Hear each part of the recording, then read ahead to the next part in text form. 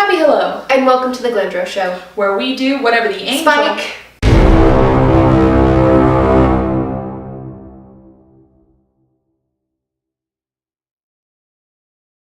want. And today we want to give you the second installment in our Spike versus Angel debate. Today we are considering Angel, the TV series. Yes.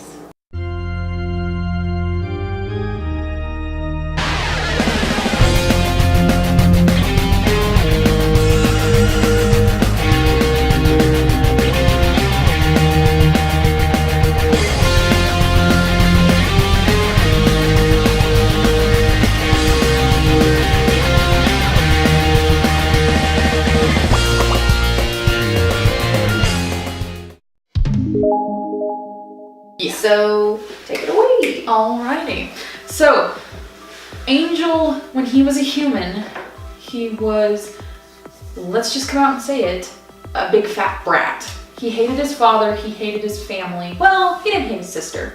He loved her. But he was also kind of a douche. Liked to go out and party, he liked to drink, he liked to start fights, he liked to flirt with women. He was just not honestly a great guy. I'll admit it. My baby was a little bit immature. Spike, when he was a human, was a very nerdy, sweet poet. So when Spike became a vampire, his story is that Darla... Did you say Spike? I said Spike. On the night that Angel became a vampire, Darla lured him out of the bar that he frequented into an alleyway with the promise of sex. When she sired him, he took to it really quickly and his hatred for his father just blew out of control, and his lust for all of the debauchery kind of type stuff that he was into with the drinking and the women just was even more intense after he became a vampire. And then, of course, he goes and completely decimates his entire family, including the sister that he adored, who actually gave him the moniker Angel because of his beautiful face. I would just say that as a vampire, Angel is probably the worst of the worst. So with Angel's take on being a vampire, he's very much focused on death, pain, evil, torture. He's all about the psychological effects that he has on his victims. And he had a lot shorter of a time being a vampire without a soul. So when Spike becomes a vampire, he is kind of sired into this group because it started off as Darla, Angel, and then Angel sired Drusilla. So it was the three of them. And then Drusilla decided to sire Spike. And he's in a really dark place when he gets sired because he's just been rejected by Cecily and everyone hates him because they hate his poetry. And that's actually where he got his name, William the Bloody, because of his bloody, awful poetry. Which I think is hilarious because it makes him sound so so crazy and murderous, and it's like, oh, he just didn't write the poetry. He's just bad at that. Also, he got Spike from his poetry. Because they wanted to put a railroad spike through my head whenever I listened to his poetry. So he gets sired into being a vampire, and duh.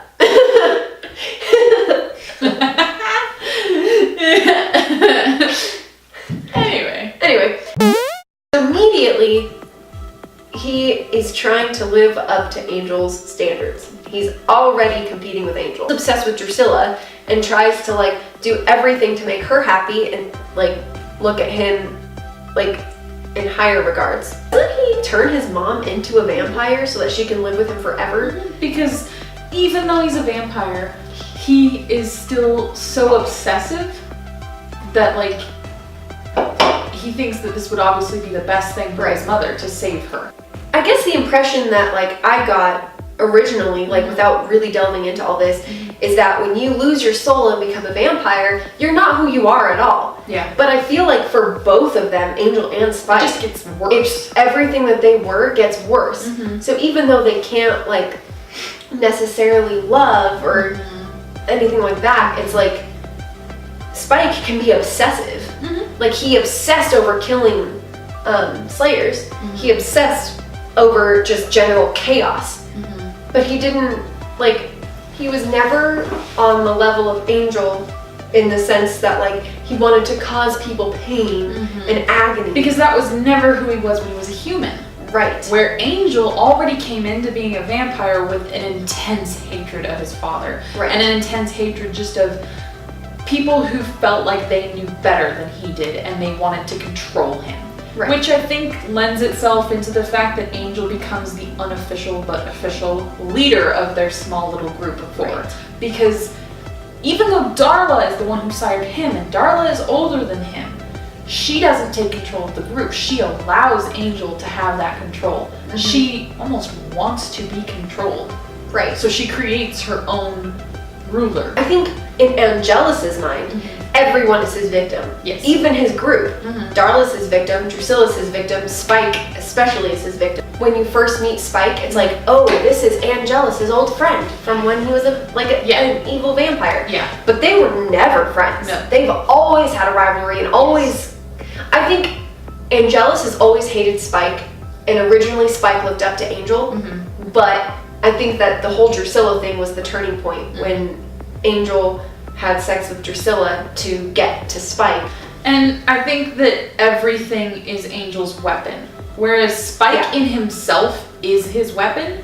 He is the weapon. Everything that is around Angel is a weapon. Yeah. Relationships with each other are weapons to him.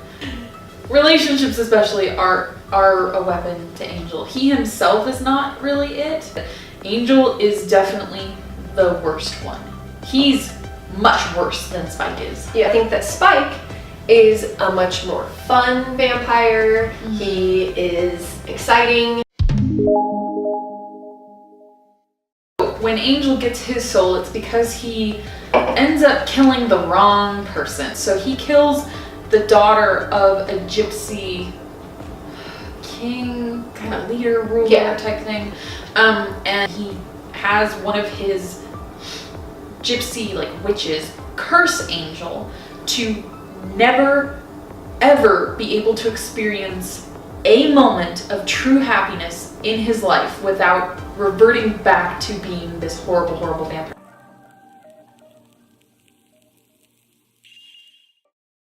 I think that when I edit it, I'll put in a little title screen that says technical difficulty, and we're back! Yes, I like it. Okay.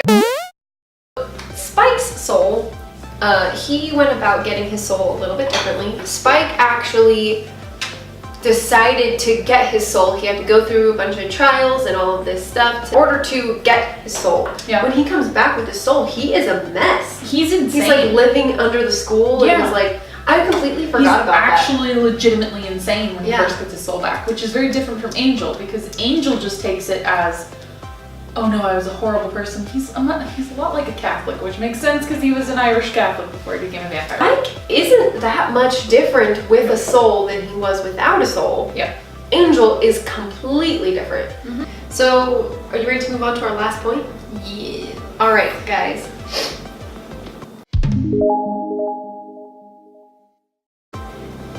If a caveman and an astronaut got into a fight, who would win? I've honestly been thinking about this. Yeah. And I actually think that Spike is right about the caveman winning.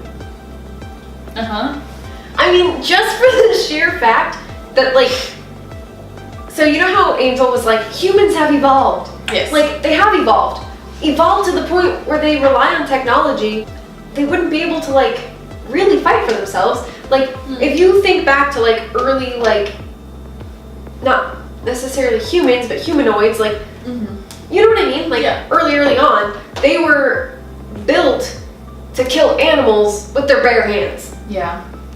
So, and if you remember correctly, when Wesley asks if the astronaut has weapons, they say no. Yeah. So it's literally just is he in a spacesuit?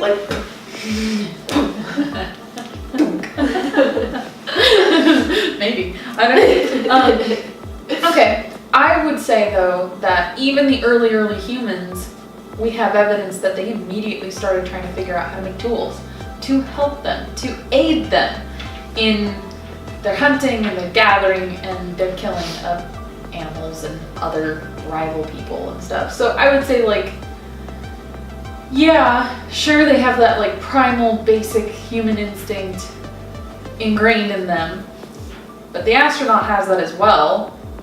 He just has more knowledge and,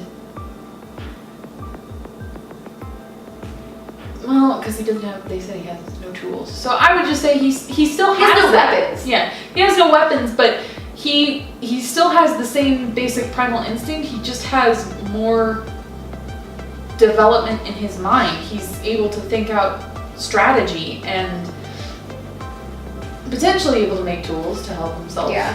Whereas the caveman might not. He has this primal instinct. He's just an animal. That's a human. There's a human animal. So I think that maybe like this is kind of a stumper for us. I don't think we can decide this on our own. I don't think so. What do you think? This feels weird. We literally haven't like talked to the camera this entire time. Nope.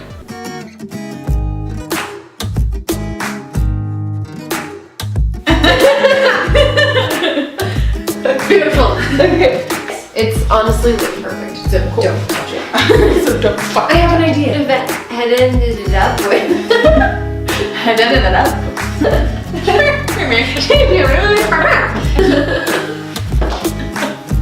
We shall call this. Yes, I would love to begin this very important discussion that we should be having. First, also, okay. Sold. That really gets him going, which is very freaky.